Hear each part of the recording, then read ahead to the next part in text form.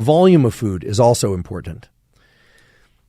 If you eat a large volume of anything, because it diverts blood to your gut, you will feel lethargic and you will have less blood going to your brain.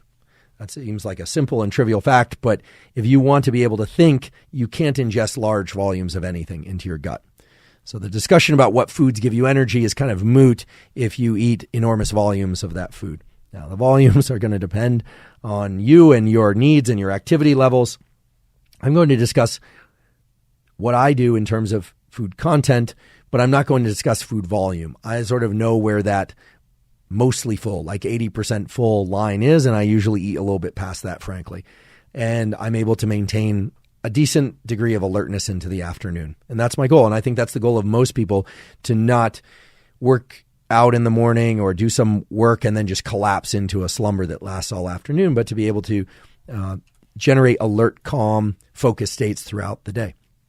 So for lunch, I do emphasize slightly lower carbohydrate or low carbohydrate intake for the simple reason that adrenaline and dopamine and their associated neuromodulators are going to support alertness.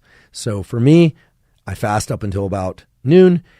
Then I eat a lunch that consists of some sort of protein thing, like some meat or some chicken or some salmon and some vegetables, etc. And if I've exercised previously, which I do, as I mentioned, 5 days a week, then I will ingest some starches. I'll ingest some bread, or rice or oatmeal and butter and nuts and things like that. I will consume the various food groups, as they say, but I will keep the total amount of carbohydrate a little bit on the low side, or if I haven't trained, I won't have any carbohydrate at all.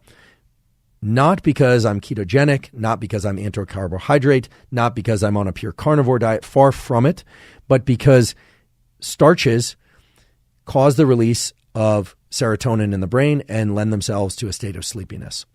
Now, I should mention that about 25% of individuals have genes that encode for enzymes that allow them to eat large amounts of carbohydrate and not suffer from this lethargy, this kind of sedation from carbohydrates. But I don't have that gene.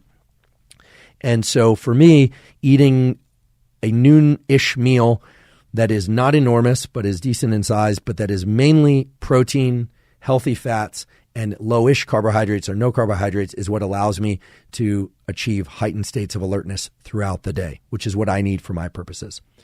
So just knowing that meats and nuts support alertness, provided you don't eat too much of them, that vegetables are healthy for us and therefore we should eat them, and I happen to like them as well, and that carbohydrates tend to have a kind of sedative-like quality to them.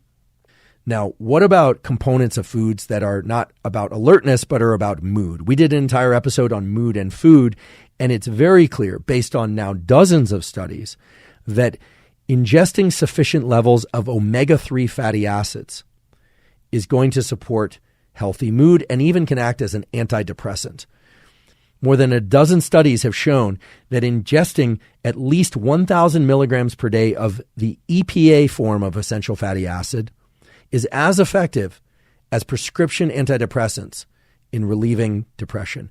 And if you're somebody who requires prescription antidepressants, Prozac, Zoloft, etc., it can allow people to take lower doses of those medications, which in many cases is a positive thing or a good thing to do because of the side effect profiles that many of those drugs carry.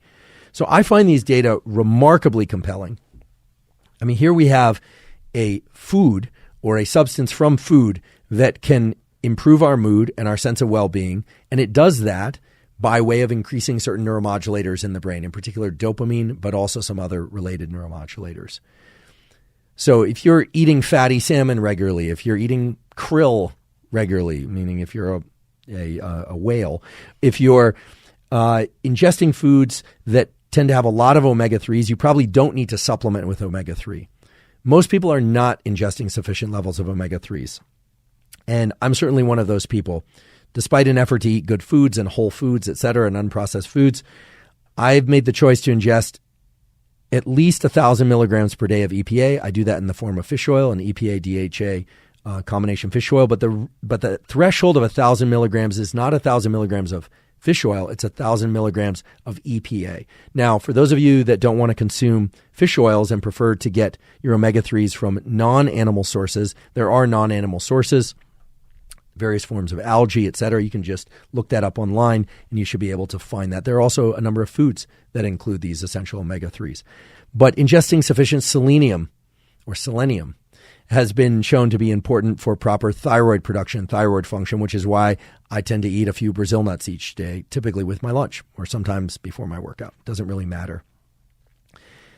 The point is that the volume, the amount, the content, and indeed the ratios of protein to fat to carbohydrates are going to impact how you feel, and they're going to impact your brain health.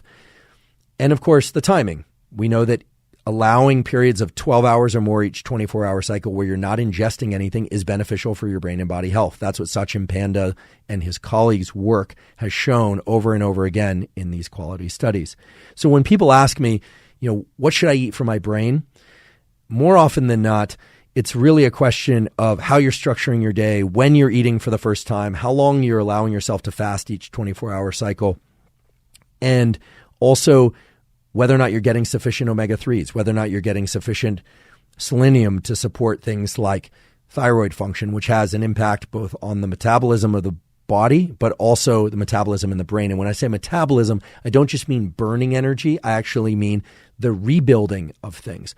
So in the episode on growth hormone and thyroid hormone, we talked about how metabolism means not just the breakdown of fats and carbohydrates, but also the building up, the repair of muscle tissue, the repair of bone, the reinforcing of bone, and the repair and the buildup of brain tissue. And so those are the things that I emphasize because they're so strongly supported by the scientific data done in mice, studies done in humans, and basically there's a lot of biochemical evidence that supports everything that I just described.